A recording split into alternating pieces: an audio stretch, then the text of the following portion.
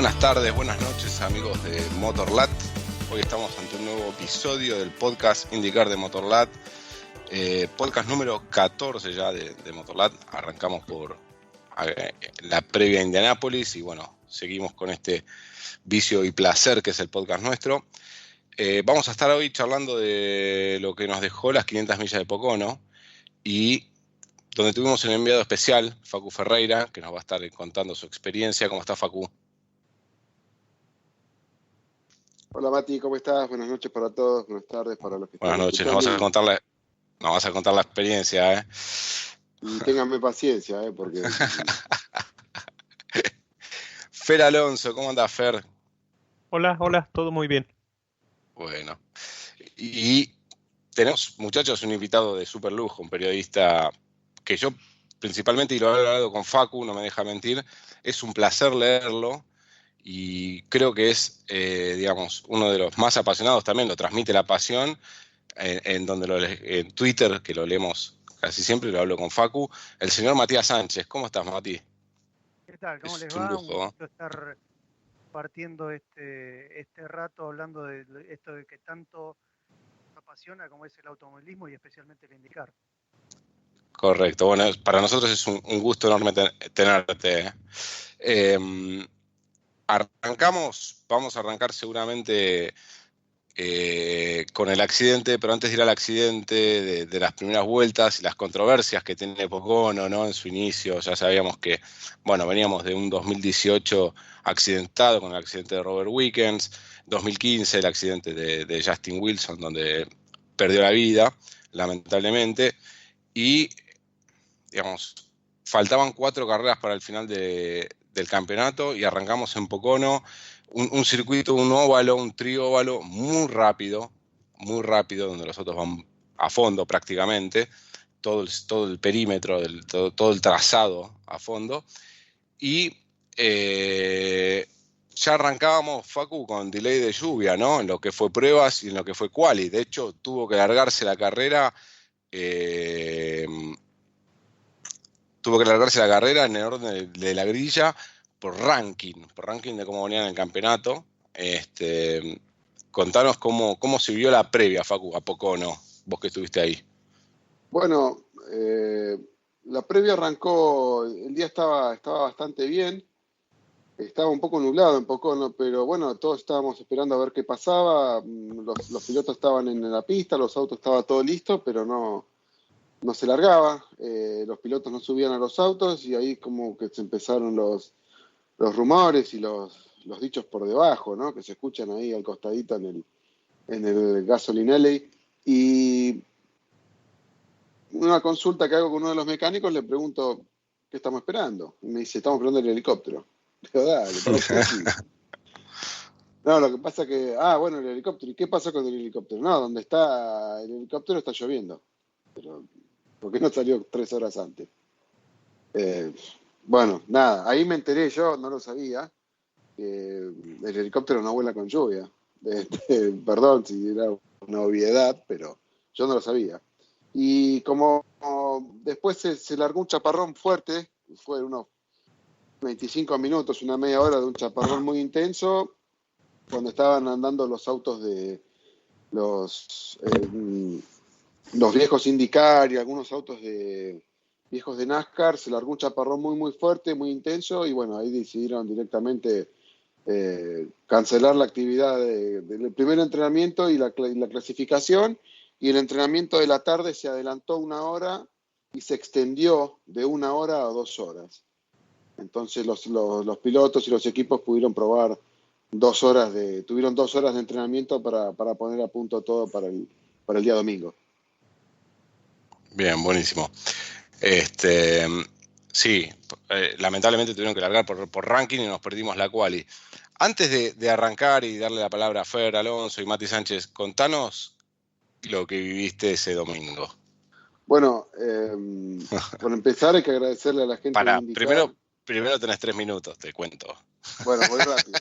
Primero hay que agradecerle a la gente de IndyCar, a la gente de Team Hammer y Estefanía Díaz Ballard y Hilda Sánchez, Isla Vázquez, perdón, que nos hicieron una invitación muy generosa a la experiencia, lo que se llama el IndyCar Experience, que es nada más y nada menos que girar 2 vueltas en el circuito de Pocono en el auto biplaza de IndyCar.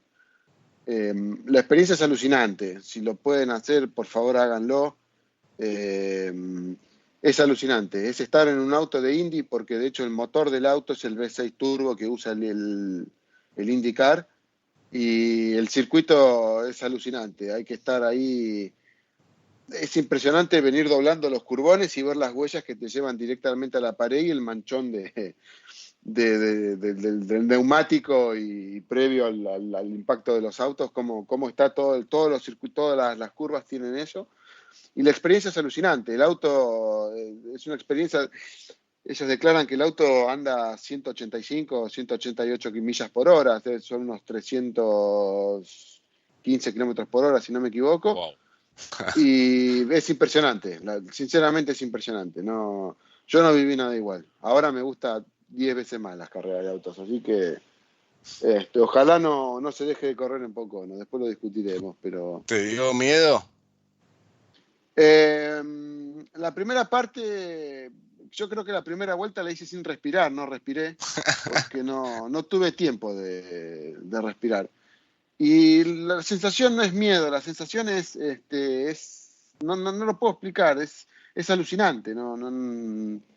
Creo que después una vez que me bajé y vi la magnitud de lo que es el Curbón 1, y después de pensar de que si el loco que manejaba perdía el auto y terminábamos contra la pared, me hubiera lastimado, pero no me importó. O sea, en el momento no me importaba nada. O sea, acelera más, te pido por favor, acelera un poco más, porque quiero ver qué se siente. Y es indescriptible, es decir, alucinante. Tremenda experiencia, fuiste la envidia de todo, la envidia de Fer, Alonso. Aún sigo con una pequeña gran úlcera, pero pues está bien. Algún día nos tocará a todos, no nos preocupemos. Ya nos va a tocar. Mati, ¿te tocó alguna vez? ¿Pudiste tener esa experiencia? No, en un IndyCar no. Sí tengo 2 carreras completas corridas en Argentina en turismo de carretera. Sí. Anduve también en autos de TC2000, pero no, un auto de fórmula jamás. Así que, bueno, es otra de las cosas pendientes a futuro. Viaje a Estados Unidos. Bueno, ya lo vas a poder hacer. Igual anduviste en un turismo carretera que va bastante rápido, en un TC2000 que también, ¿eh? Sobre todo el TC2000, la velocidad en curva, ¿no? Sí. Lo que es notable, que imagino lo habrán sentido allá en el auto, lo que tiran los cinturones de seguridad contra el asiento. O sea, uno cuando lo sienta en un auto de carrera es algo que para los pilotos debe ser habitual, pero para quienes somos invitados en un auto de carrera es algo totalmente extraño. Es estar sentado prácticamente en el piso. Sí. Para el piloto es normal, o sea, uno ve la gente, ve las rodillas de la gente, si mira a los costados. Y bueno, después esa sensación de la patada que uno siente en la espalda, en el estómago y en el cuello en el momento que el auto acelera. O sea, son autos de carrera y ahí es el momento que uno dice, ¿a qué se dedica esta gente? Y lo quiero hacer yo también. Tal cual.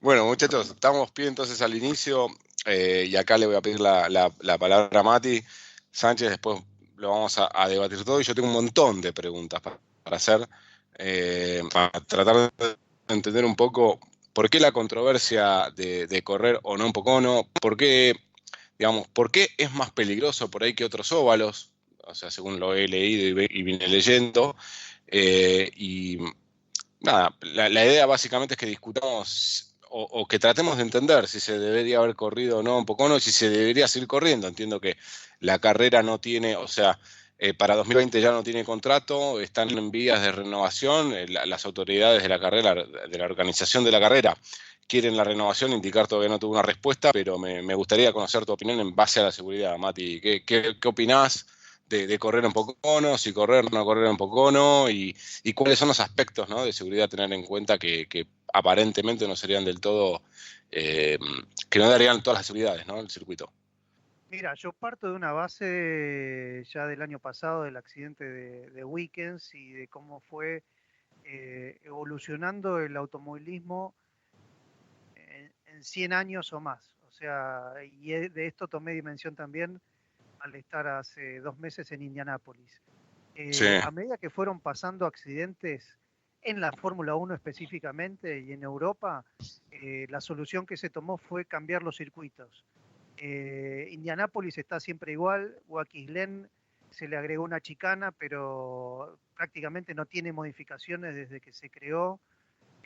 Lo mismo la mayoría de los óvalos y de los circuitos en los Estados Unidos. ¿A qué punto voy? Es que para mí no hay que modificar los circuitos son. Lo que hay que darles es el claro. marco de seguridad ideal para los autos. O sea, yo creo que se podría volver a correr en los viejos circuitos europeos, nada más que hay que darle el marco de seguridad al piloto para que en caso de que se golpee no le pase nada, ni a él ni al público. O sea, Indianápolis está exactamente igual que en 1911 y no porque se hayan matado lamentablemente más de 50 pilotos, la pista se cambió. O sea, ¿qué fue lo que generó el accidente? Lamentablemente, el hecho de mejorar los alambrados, mejorar los cascos, mejorar los autos de carrera en sí mismo, mejorar la indumentaria, mejorar todo. O sea, en Indianápolis fue donde se generaron un montón de cambios que hoy usan todos los autos de carrera, tanto los autos de calle, de turismo, Sí, como de Fórmula. O sea, no se cambió el circuito, se adaptó a las necesidades de la seguridad. Yo creo que Pocono, así como está, tienen que seguir corriendo, lo que obviamente no tendrían que haber hecho, o lo que se tendría que haber hecho es el día que se accidentó Wickens, al día siguiente cambiar todo el alambrado que está tal cual hace 10 o 15 años o más.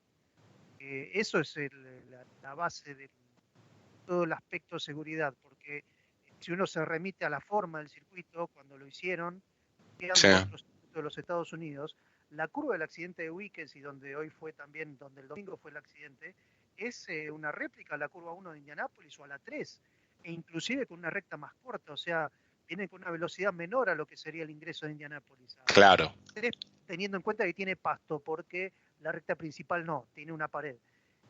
Lo que tendría que haber hecho es mejorar todo el alambrado que ya se hizo en una parte, poco no en todo. O sea, si uno ve fotos de la recta principal, ve las imágenes, se da cuenta que tanto la recta principal, la recta que va de la 1 a la 2, tienen alambrado nuevo. Pero al final de la recta opuesta, ahí empieza el alambrado viejo, que fue el que le provocó, lamentablemente, la situación que es hoy en día. Claro, sí, Sí. buen El punto. alambrado que decís vos, Mati, se colocó toda la recta principal, toda la curva 1 hasta la mitad de la recta antes de la curva 2. Eso lo pidió la NASCAR hace unos años.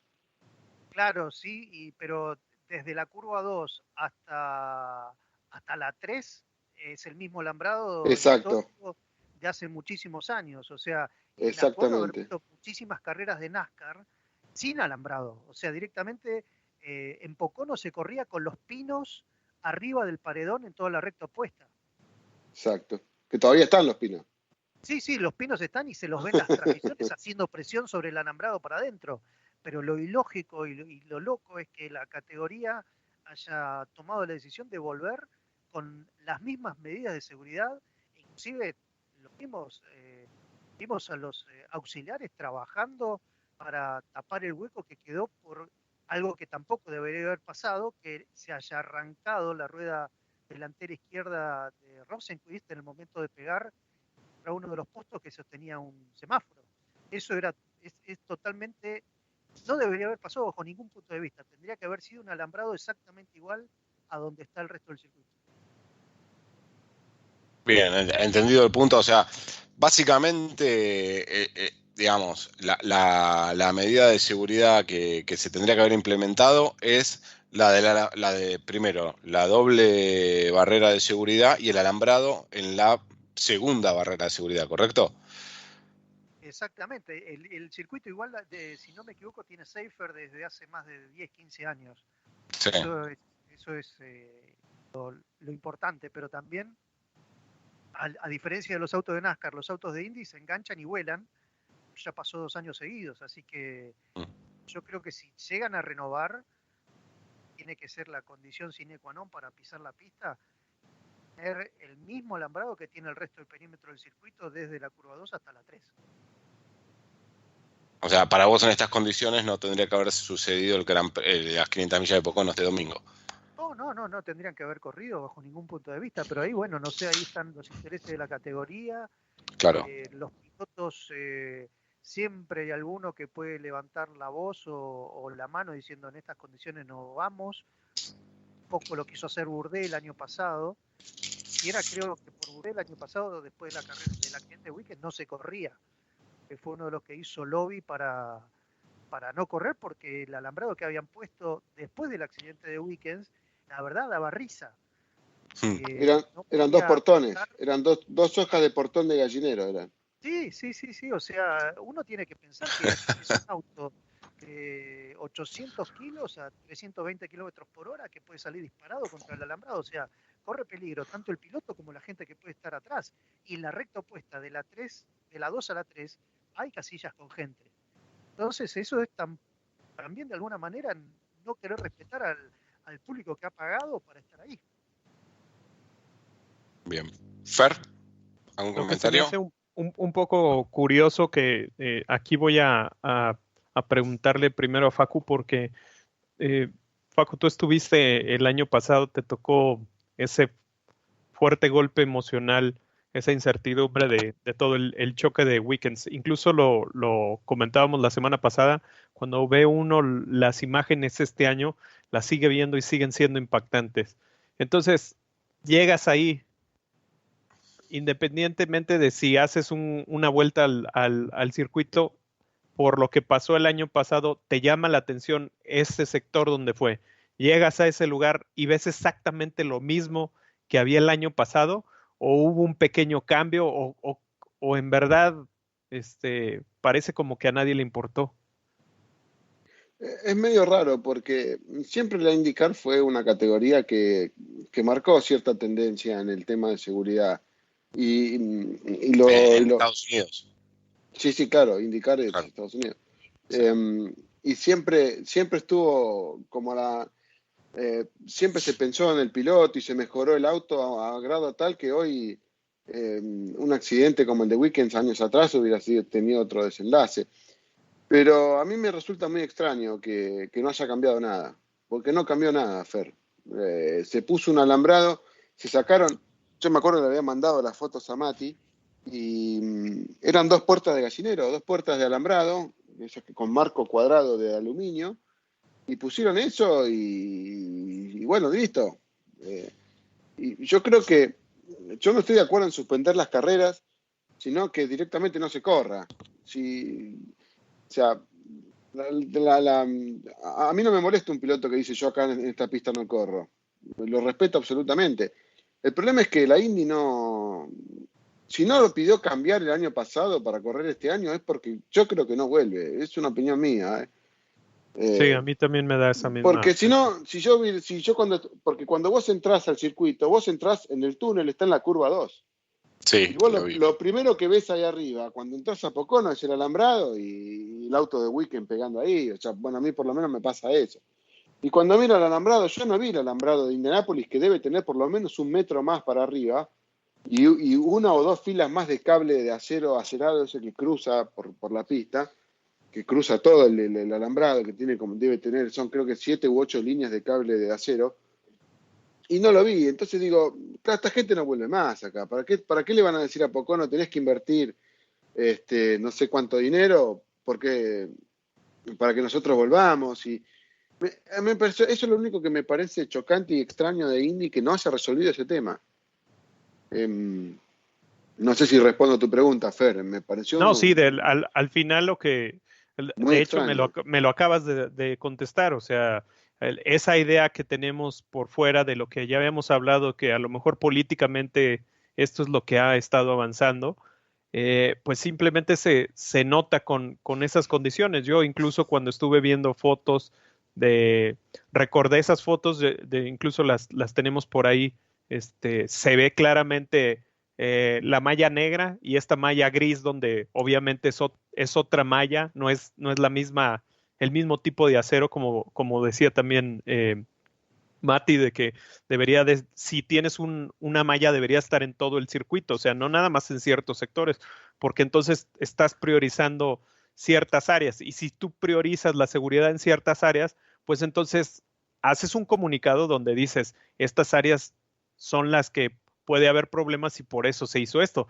Pero si no hay ni siquiera un pronunciamiento de esta manera y sigues viendo las condiciones similares a las que hubo el año pasado, quiere decir simplemente que el organizador sabe que no puede invertir más porque pues no ve su participación el próximo año, porque no creo que puedan seguir negociando algo cuando las condiciones es esta.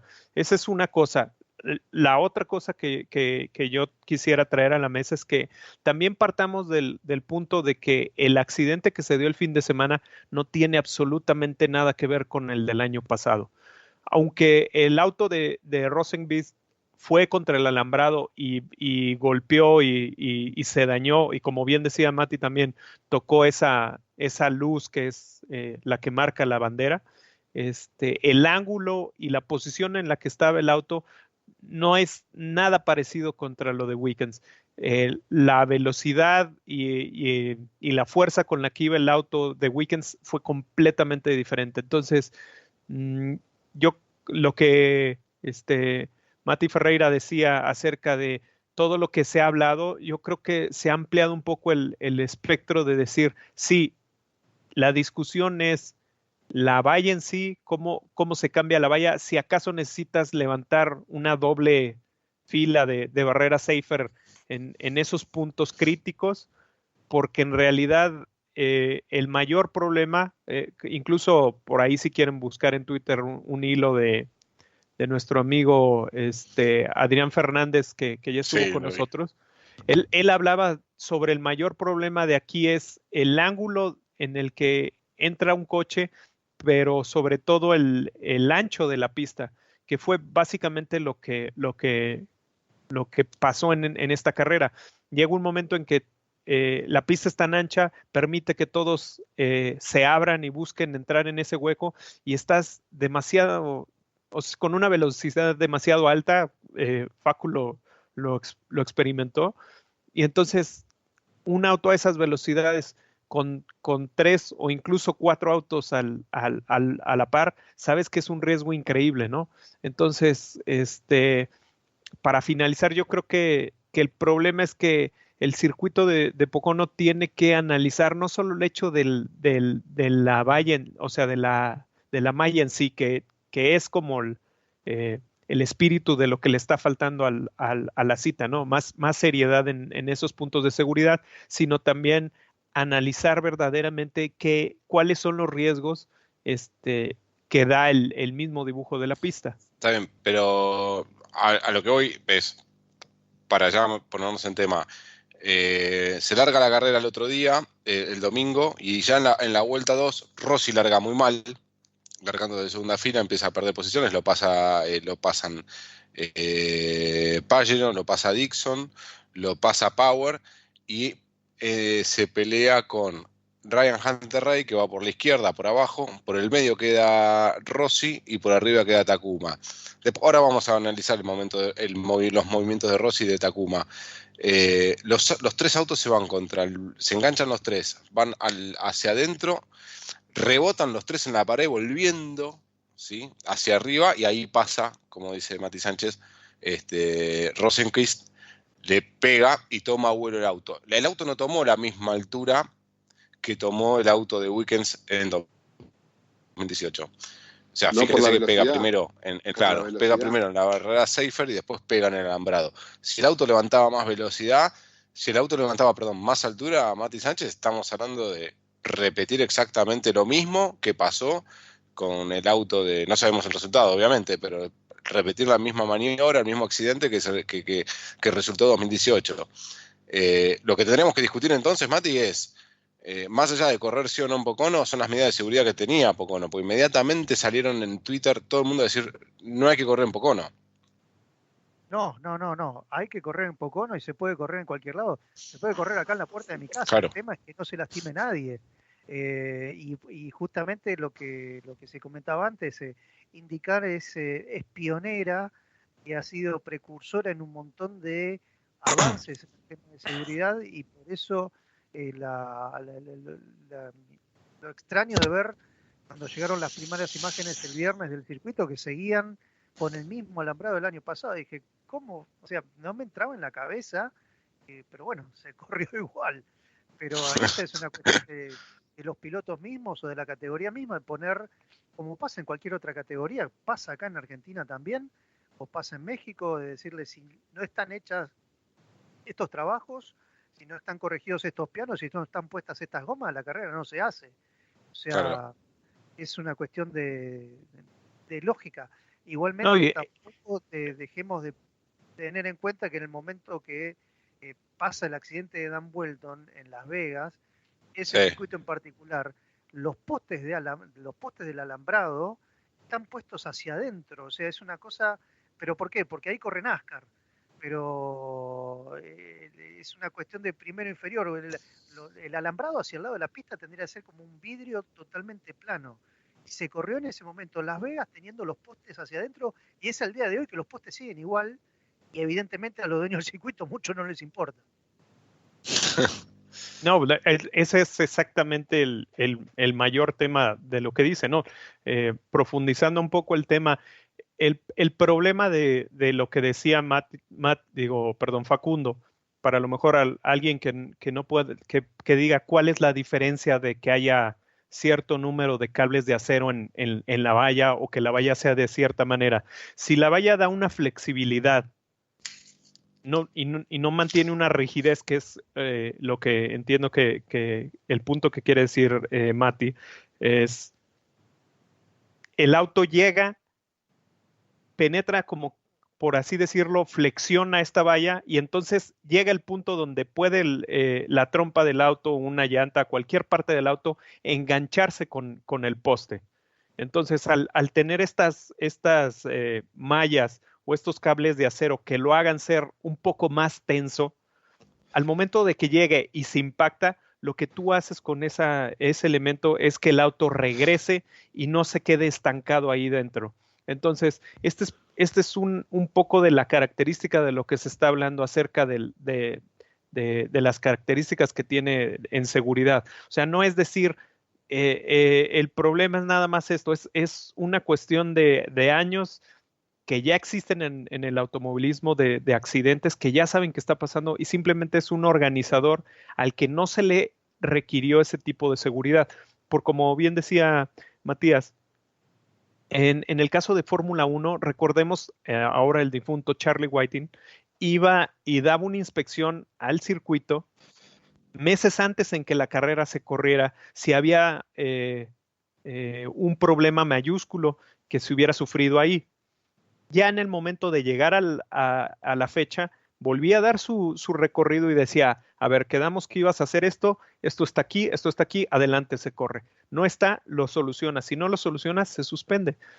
Por eso parece raro, y estoy de acuerdo en lo que dice Facundo, ¿por qué la categoría no tomó acciones más fuertes?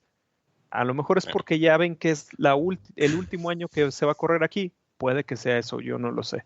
Puede que sea así. Yo lo que creo, Fer, es que la malla de alambrado no tiene que estar tensa. La malla de alambrado tiene que servir para que el auto pegue y disipe la velocidad. Si el alambrado está tenso, el auto pega y vuelve a la pista. El auto de Weekend se clava porque está el poste ahí y el auto se clava en el poste.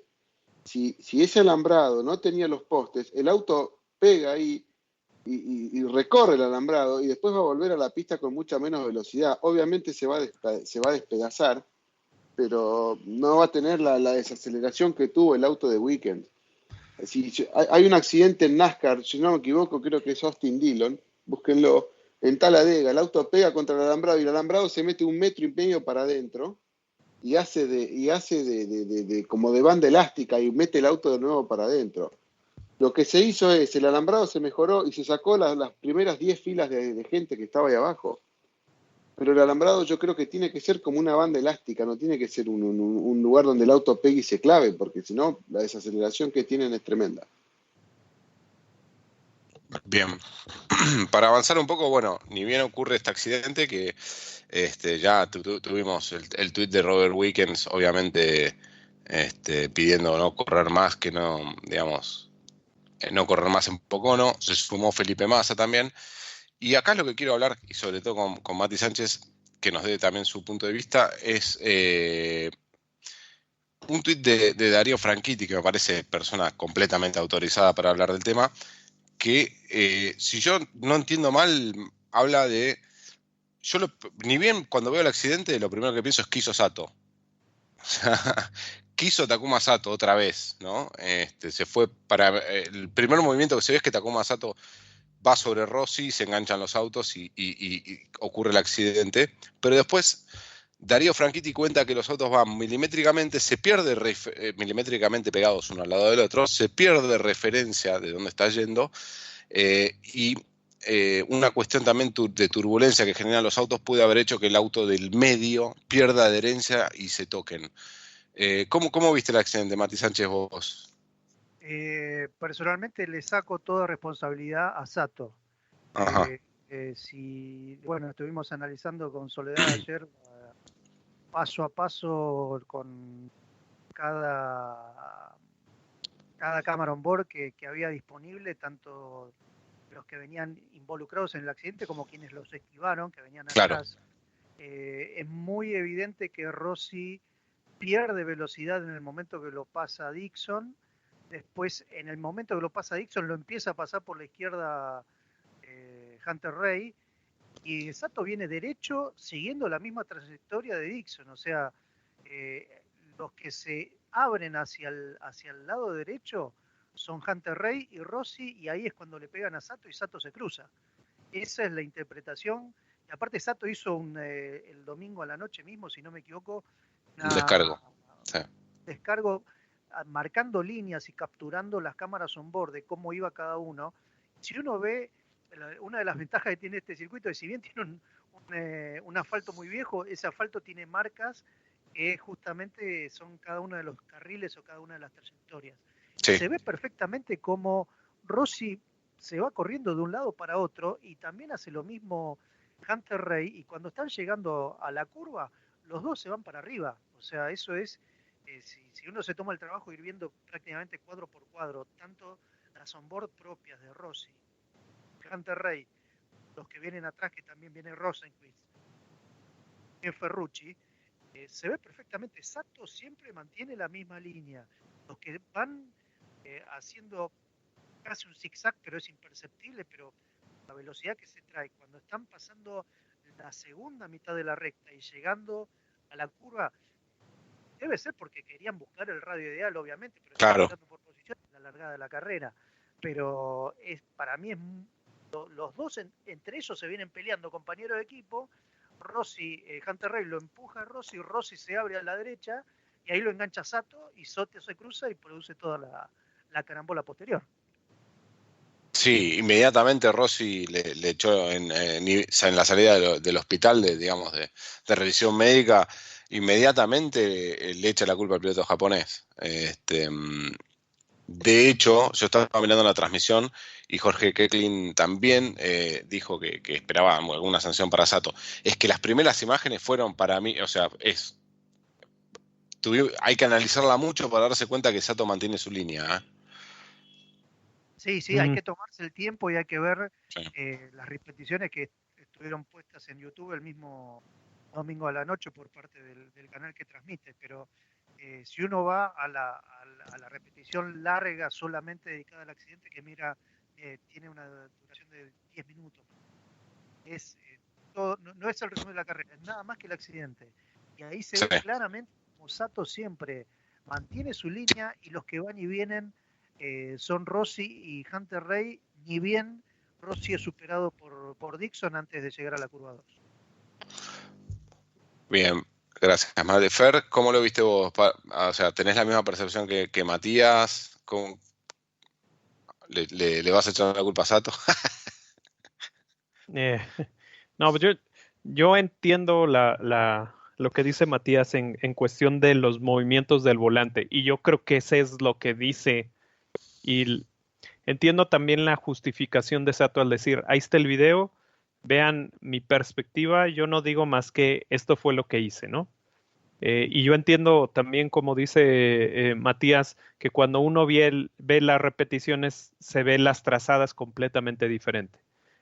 A mí lo que me parece es que también Rossi pone en la mesa un punto bastante importante. Cuando él pone ese video y dice, vean cómo yo no muevo el volante y no sé qué, lo primero que le dice Rossi es, pero eso pasa porque tú vas por el rebufo de Dixon. Y si ves el actuar de Sato, Sato no está yendo por esa línea más que por el rebufo. Entonces, yo entiendo que a lo mejor él tiene la idea de que va a pasar y que lleva velocidad y que va por una línea donde va a poder avanzar sin ningún problema. Pero lo que pasó Dixon no es exactamente lo mismo que está pasando Sato. Sato se está encontrando en una posición de la curva donde ya Rossi está peleando con Hunter-Reay. No es el caso de lo que vivió Dixon. Si a mí me preguntas y cambiamos la posición de Dixon por la de Sato, y Sato es el que va adelante y Dixon es el que va atrás, Dixon hubiera llegado un momento en el que hubiera aflojado el acelerador, porque se está dando cuenta o te estarías dando cuenta que estás llegando a un punto muy riesgoso. No digo que la culpa sea de Sato, pero digo que la posición en la que está Sato lo hace también un actor muy importante, porque aunque Pero Rossi... todavía no había llegado, perdón, todavía no había llegado a la curva, estaban en la recta. Y estaban por entrar a la curva. Por eso dice Mati que los autos de Hunter-Reay y Rossi tienden a irse arriba para tratar de hacer un radio ideal. Sí, pero el movimiento que hace el volante de Rossi es tan pequeño que tampoco se ve que cambie notoriamente su trayectoria. El movimiento de volante que hace Rossi es suficiente para tocar el neumático de Sato y se vaya sobre ellos, ¿no?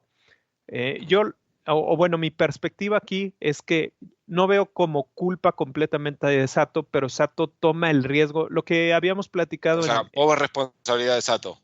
Yo veo responsabilidad de Sato al irse en un lugar donde posiblemente iba a chocar, y es lo que hemos visto varias veces con Sato en este año. No hace movimientos locos, pero hace movimientos muy arriesgados y muy al límite. Esa es mi manera de verlo. Y en el caso de los otros dos van peleando. Y cuando ven que Dixon ya pasó, por eso creen que tienen suficiente espacio para seguir en su pelea.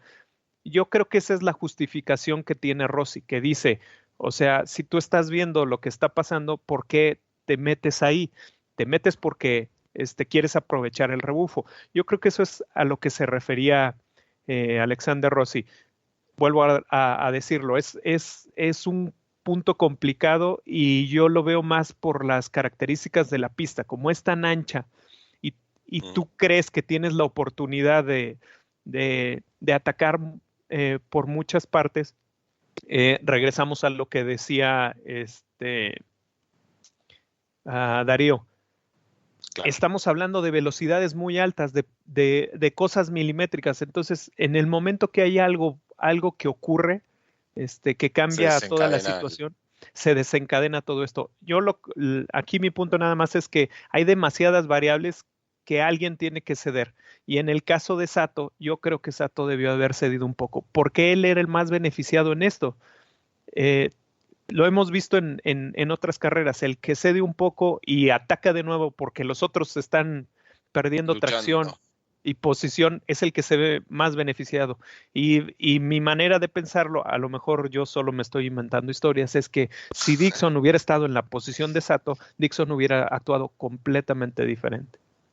Ok, yo antes que nada creo que los accidentes, el accidente se produjo de A3 y hay responsabilidad un poco también de los tres, porque lo hablamos con Facu por chat también, y Facu tiene su punto, que me gustaría que lo cuente, y dale Facu, contalo así no te voy a spoilear. A mí me parece que la diferencia, estamos hablando, en Indianápolis, ¿cómo largan? De A3. ¿Y cómo doblan en la curva 1? ¿De A2 o uno solo y el resto queda atrás? A mí la diferencia de esta pista son los spotters. El spotter tiene que estar en la pista donde están los fotógrafos, tienen que estar los spotters. Y el spotter de Rossi, como dice Franchitti, es el que le dice Rossi, tiene que levantar. No hay chance. La diferencia de velocidad que tienen Hunter-Reay y Sato sobre Rossi es tremenda. El que pierde es Rossi. Y el que se mueve es el auto de Rossi, no Rossi. Es como dice Franchitti, la turbulencia genera que el auto se mueva, y cuando se mueve el auto se produce el roce. El que tenía que levantar era el del medio, Rossi. Yo no creo que tenga culpa ni Takuma Sato ni Hunter Ray. Los dos lo esquivan a Rossi porque Rossi larga mal. Es una sucesión de errores. El primero que se equivoca es Rossi porque larga mal. Y al largar mal, las maniobras en estas pistas se preparan. Si vos vas a pasar en la curva 2, la maniobra se prepara desde la recta, porque haces distinto el radio de la 1 y ya para la curva 2 salís con mejor velocidad y lo pasás. Si vas a preparar en la curva 1, la maniobra se prepara desde la curva 2. Yo creo que Sato no tiene responsabilidad y Hunter Ray tampoco. Él es el que tiene que levantar ahí, que ya había perdido Rossi. Sí, es un buen punto que... Sí, primero, tenés que ser un poco más inteligente también. Y es un buen punto el que levantás, porque ni bien pasa el accidente, muestran a los spoilers que están en un tráiler en la parte interna del circuito. Mati Sánchez, no sé si lo viste y tenés algo para agregar en la charla. Error total por parte de la categoría en ubicarlos ahí, porque no tienen la perspectiva, como si fuera en la curva 1 de Indianápolis o en la 3, que los ponen del lado de afuera. O sea, los spotters tendrían que estar en el imaginario escape de la curva 2, bien alto, para ver cómo vienen las trayectorias. Pero inexplicablemente los mandaron a la parte de adentro y prácticamente tapados por el alambrado a 1,5 metros del piso. O sea, ahí otra vez volvió a fallar la organización en dónde tiene que poner los spotters, y la carrera esta estaba programada desde agosto del año pasado, así que tranquilamente, de hecho también en las repeticiones se ve que hay un lugar con gente o con fotógrafos del lado de afuera donde hay un cartel azul. Bueno, o ahí hubiesen puesto los spotters o hubiesen hecho un lugar similar con la seguridad correspondiente. Lo que pasa, si yo me pongo a pensar, el alambrado está mal, pasaba un accidente como el de Wiki, encima van a volar los spotters también. Vamos a ponerlo al lado de adentro para que no le pase más nada a nadie. Pero hubiese sido lo lógico ponerlo en el alambrado como corresponde y los spotters del lado de afuera. Bueno, igualmente los fotógrafos están en la reunión de prensa, cuando vos llegás al circuito y vas a pedir tu chaleco para hacer fotos, hay lugares que te dicen que podés estar y que no podés estar. En el lugar donde fue el accidente de Weekend no se podía estar, había que estar o pasada la curva o antes de la curva, donde está ese cartel. Hay un cartel que no sé, no me acuerdo, que creo que dice, tiene el cartel Gander, de una publicidad. Bueno, en el de Gander creo que pueden estar los fotógrafos solamente de Indy. El resto de los fotógrafos están en un cartelito que dice Busch, de una cerveza, porque la señora que estaba al lado mío en la sala de prensa tiene las fotos de frente del accidente como si fuera la cámara de la transmisión. Pasado ese cartel de Gander, si uno lo mira, el cartel de nuestra izquierda, ahí no podía haber nadie. Entonces yo pensé que los spotters, esa gente que estaba atrás del cartel de Gander, eran los spotters, no los fotógrafos. Sí. Es como dice Mati, el spotter tiene que estar arriba en el mismo ángulo de que ve el auto de frente para saber las trayectorias. Y aparte le podrían también haber avisado a Rosenquist y haber evitado, ¿no? Porque, digamos, por ejemplo, parece que a Ferrucci le avisaron bien, esquiva perfecto y justo...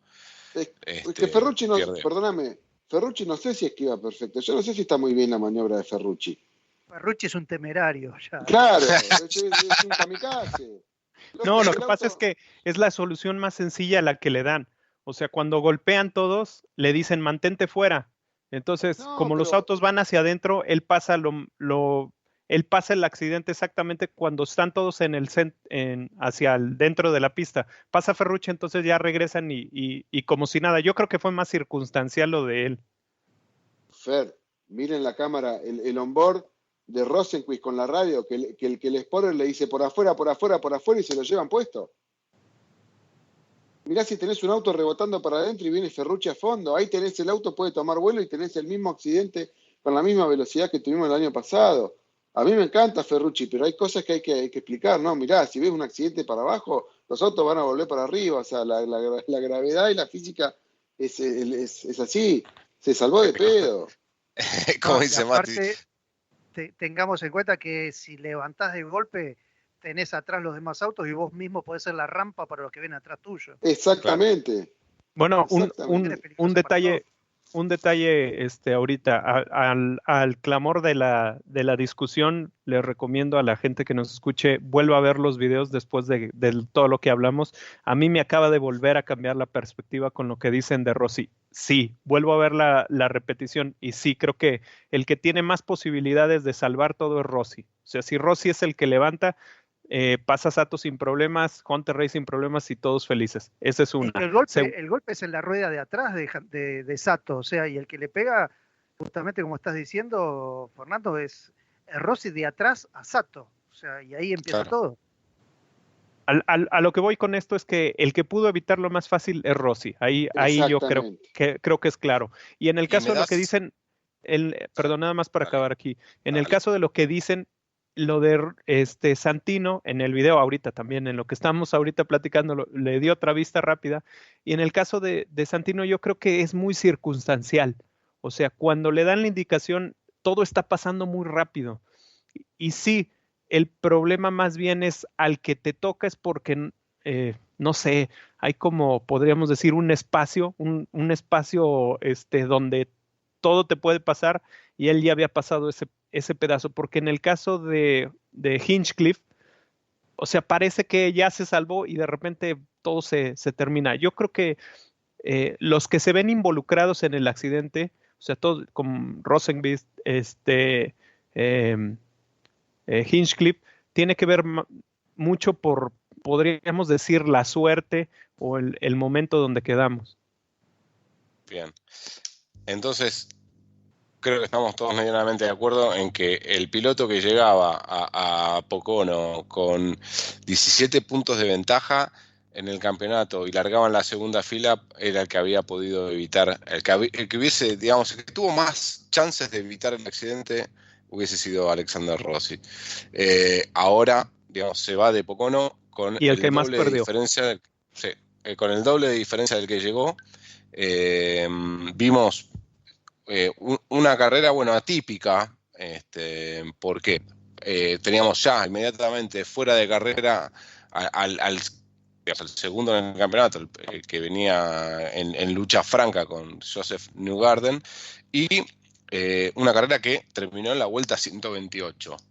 Una carrera que ganó Will Power, que pudo torcer la suerte a su favor.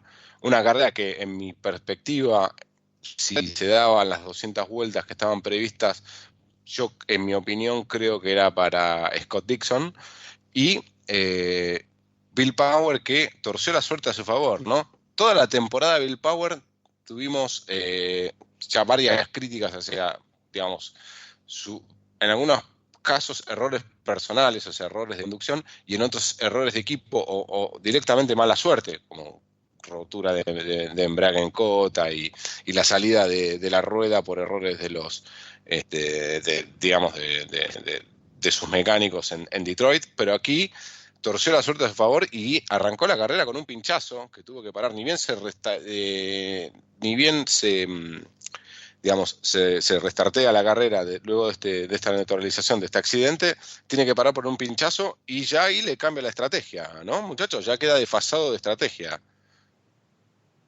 Sí, tuvo que remontar de atrás, pero igualmente coincido con el planteo de que si la carrera se daba a las 500 millas y no a las 320 que se corrieron, era para Dixon. De hecho, yo creo que no gana Power, sino que la pierde Dixon y la pierde el equipo con el último ajuste que hacen en la parada previa a la bandera roja.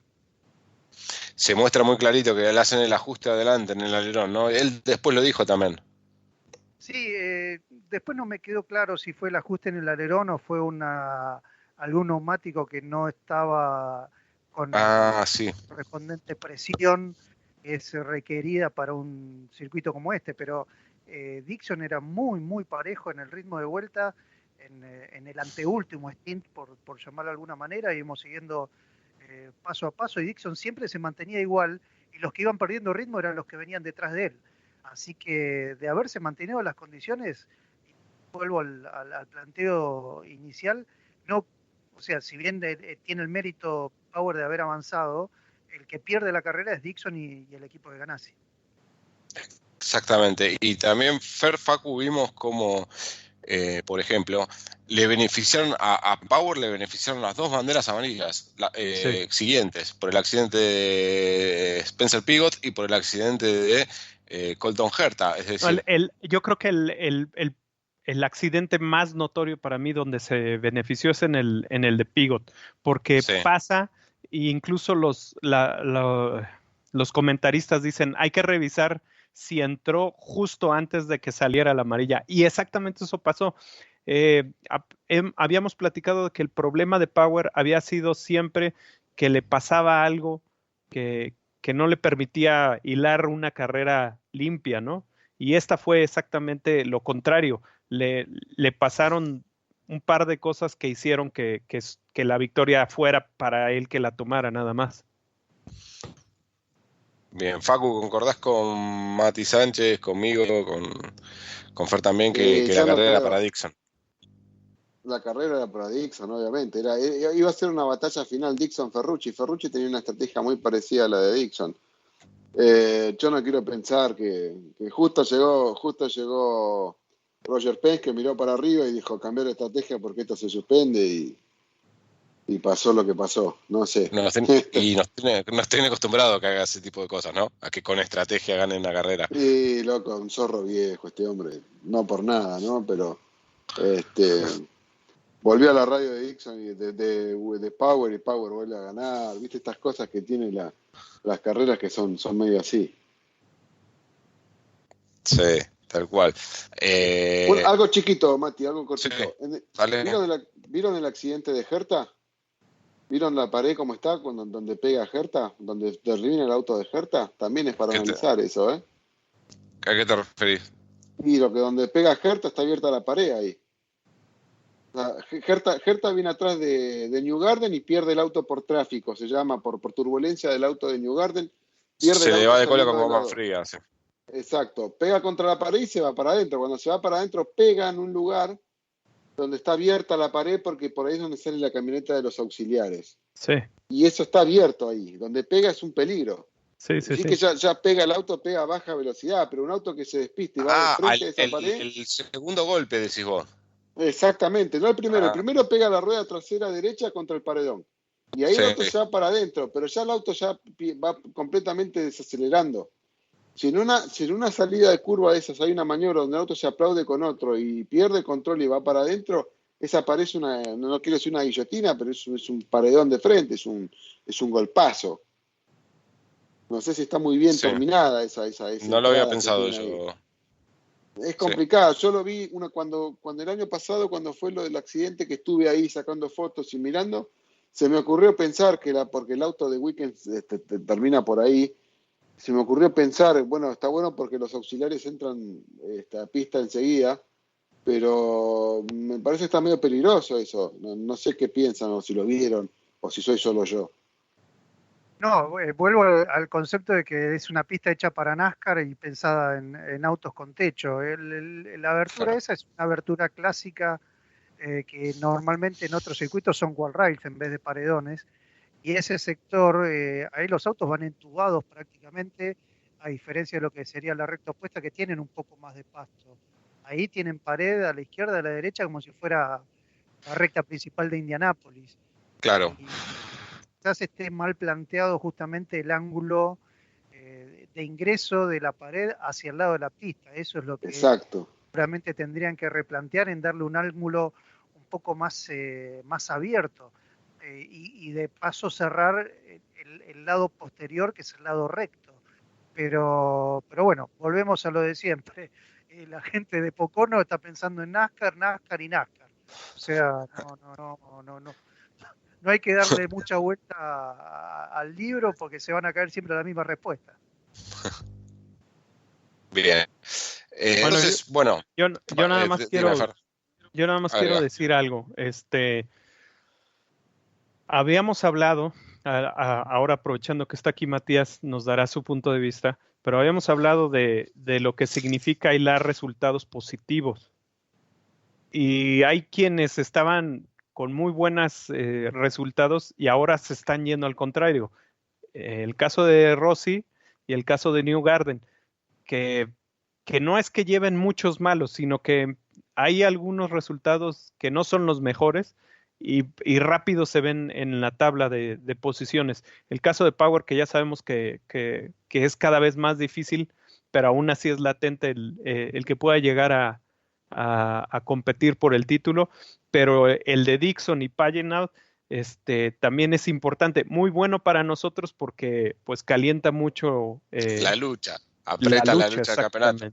Yo no sé cómo ve, perdón, quisiera nada más hacer esta pregunta a Matías, no sé cómo tú veas, Matías, esta secuencia de buenos resultados que viene teniendo Dixon, que parece ser una de las cosas que más se le dan al piloto.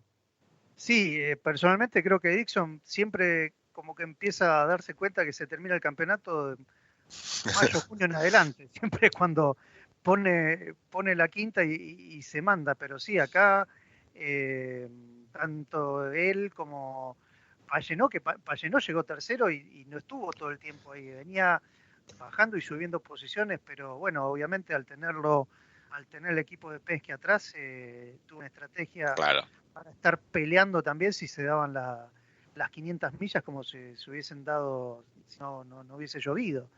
Así que, pero bueno, ahora tenemos en pocos días nomás, ya el sábado a la noche tenemos la próxima y después nos quedan 2 más, así que va a estar bastante apretado. El tema es, bueno, ahora vamos a otro óvalo, pero distinto, corto, y acá las condiciones van a ser más comprimidas.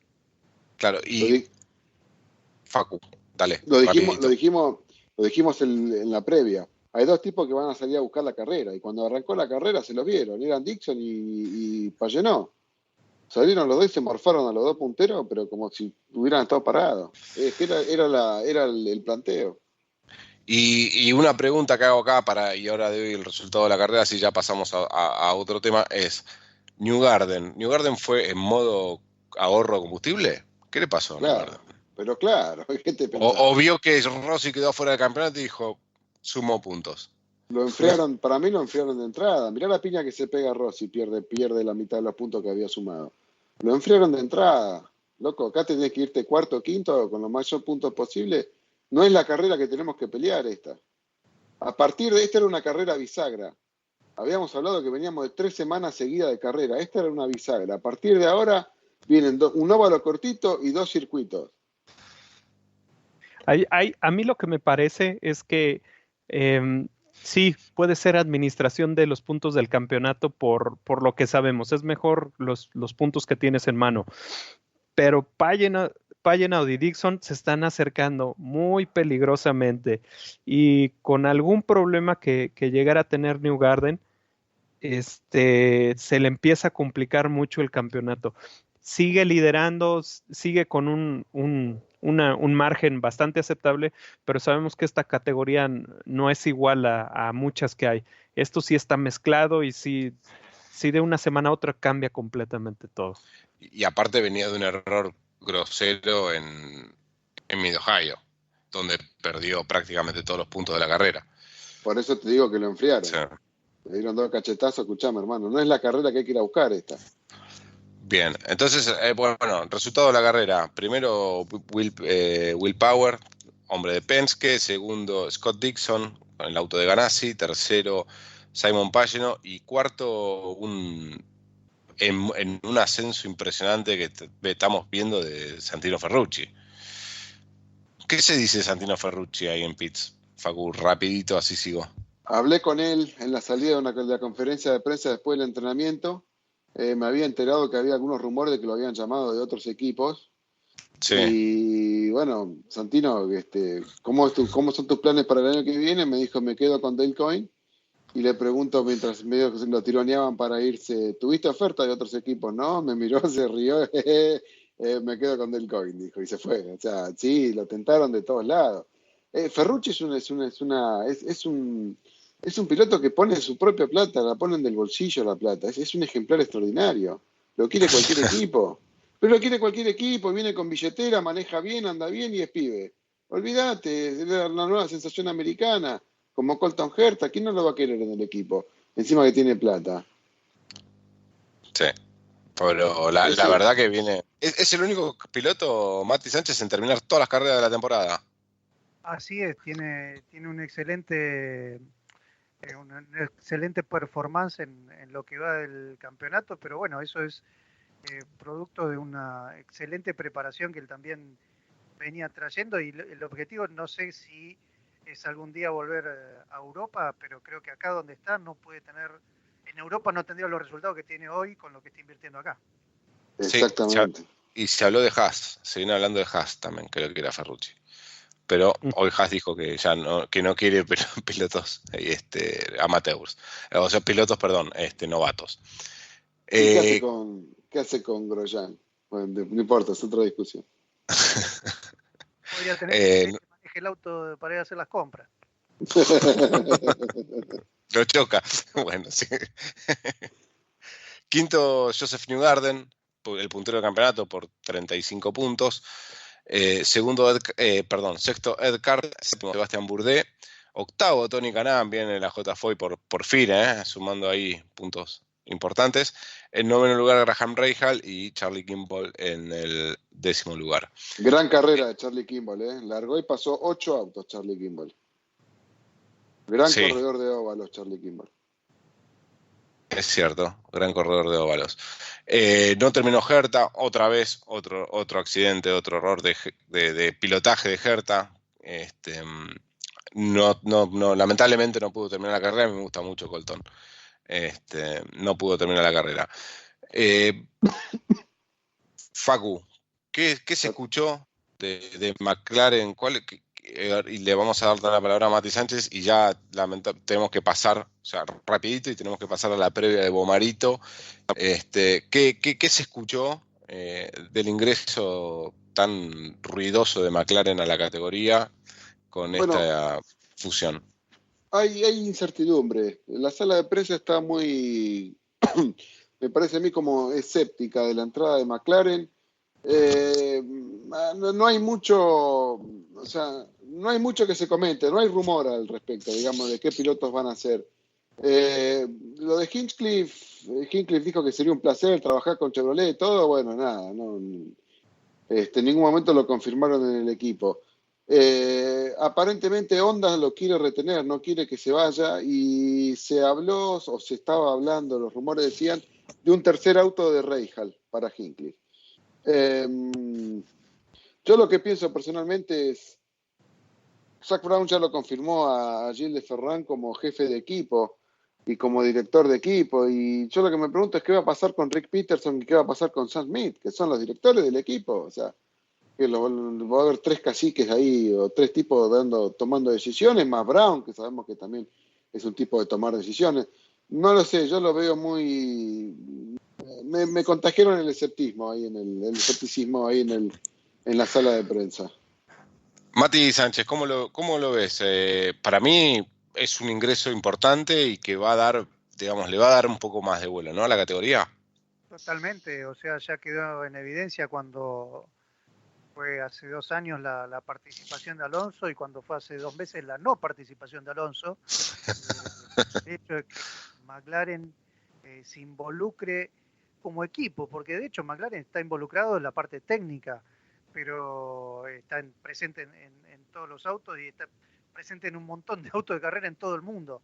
Pero Claro. el hecho de que se embarque en este tipo de proyecto es importante. Lo que creo que también es importante para ellos, como planteo, como recién comentaba Fer, es que hay que, hay que mentalizarse que IndyCar es totalmente distinto a cualquier otra categoría desde el punto de vista planteo. O sea, Claro. Es preferible gastar mucha plata en gente que piense que en gastar en repuestos, porque acá están todos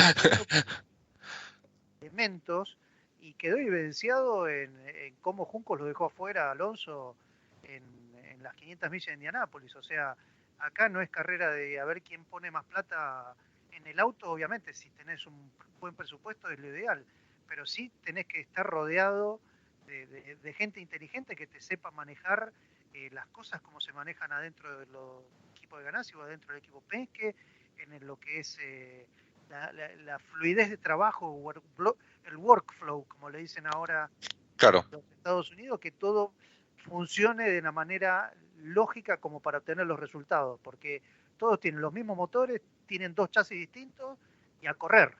Así que creo que van a tener que plantearse muy bien en los próximos meses, y ahí debe estar justamente Gilles de Ferran como conocedor de la categoría, de qué pasos tienen que seguir, si es que están buscando buenos resultados de movida, o si no, hacen un año a ver qué pasa y después más adelante nos tiramos al campeonato. Excelente, Mati. Sí, dale. Matías, ¿a quién ves tú en la alineación para este equipo? ¿Como pilotos? Así es.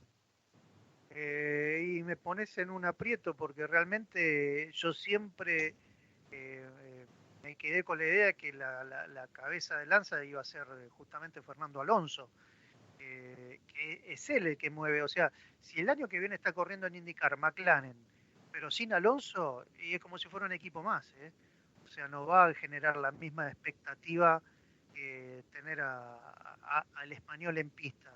Así que, pero bueno, de hecho, ¿Lo ves posible, Mati, eso vos?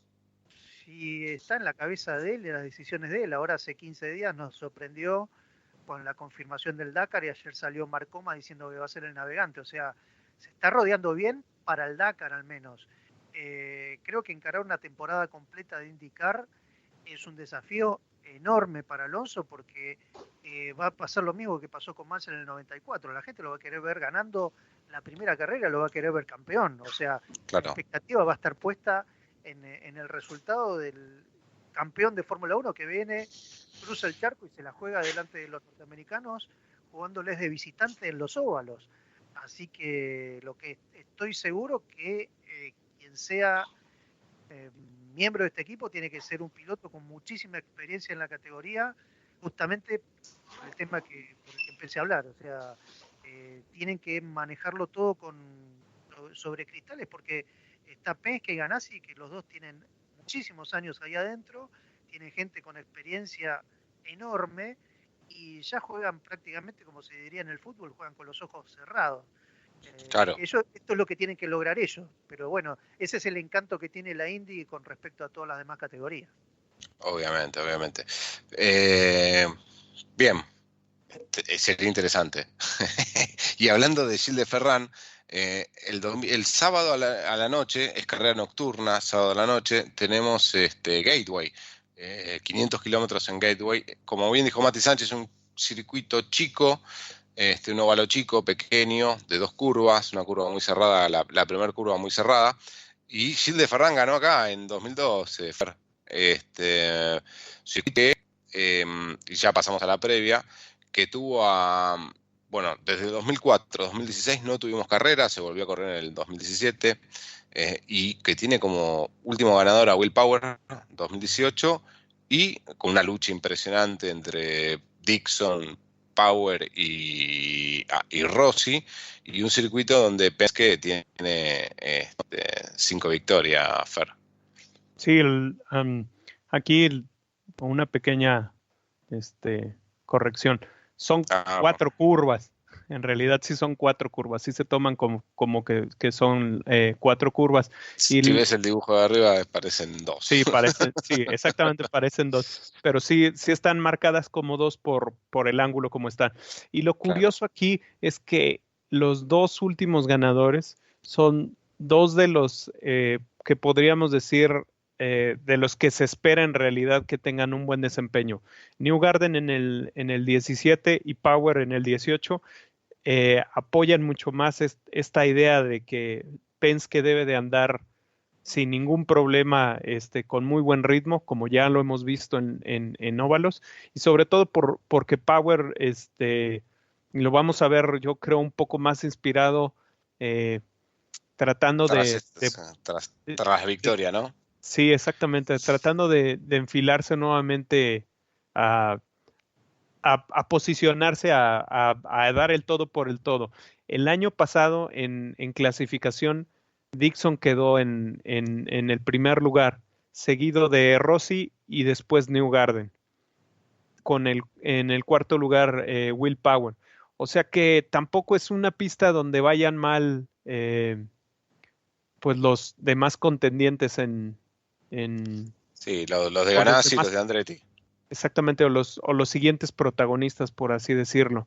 Entonces, yo creo que deberíamos de seguir con este ánimo de ver una carrera muy cerrada con muchas cosas a pasar aquí, sobre todo por lo que decías, Facu nos podrá decir sobre todo cómo son las carreras aquí, pero un óvalo tan pequeño permite que rápidamente, como lo hemos visto en el pasado, el tráfico se vuelva factor, las estrategias limpias, todos estos finos detalles que nos van a poder dar mucha tela para qué cortar. Como en Iowa, decís.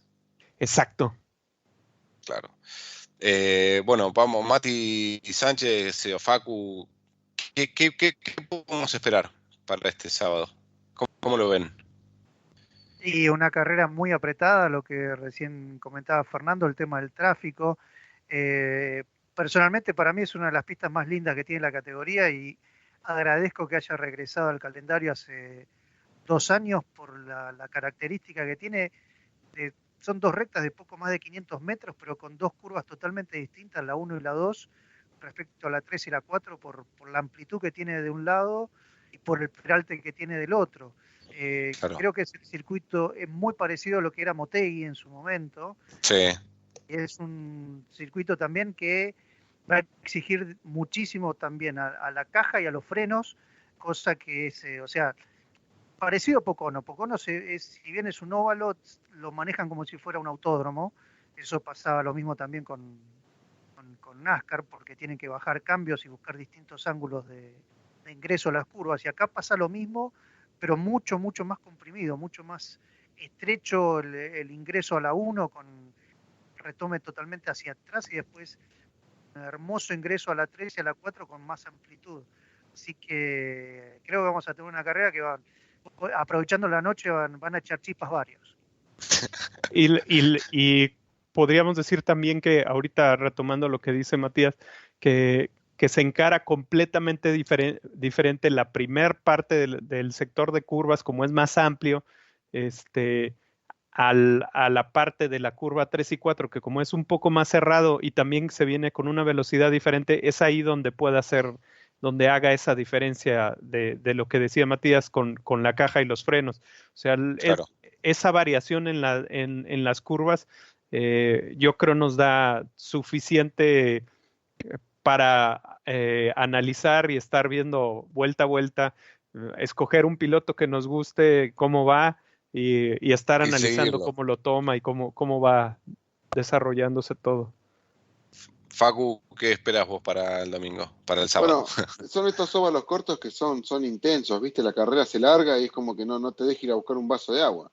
Lo que tiene de bueno esta pista, como dice Mati, a mí me gusta porque es una combinación. La curva 1 es una curva de circuito, tiene muy poco peralte. La curva 1 y la salida a la curva 2 tiene un poco más de peralte que la 1. Y después tiene la curva 3 y la curva 4 que tienen peralte de óvalo. Lo que tiene de bueno es que la maniobra se arma en la mitad de la recta antes de la 3 y la 4 para pasar en la curva 1.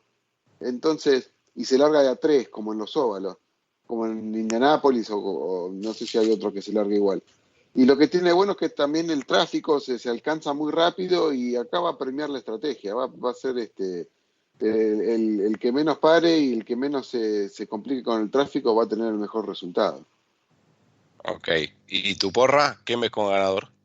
Yo lo veo ganador.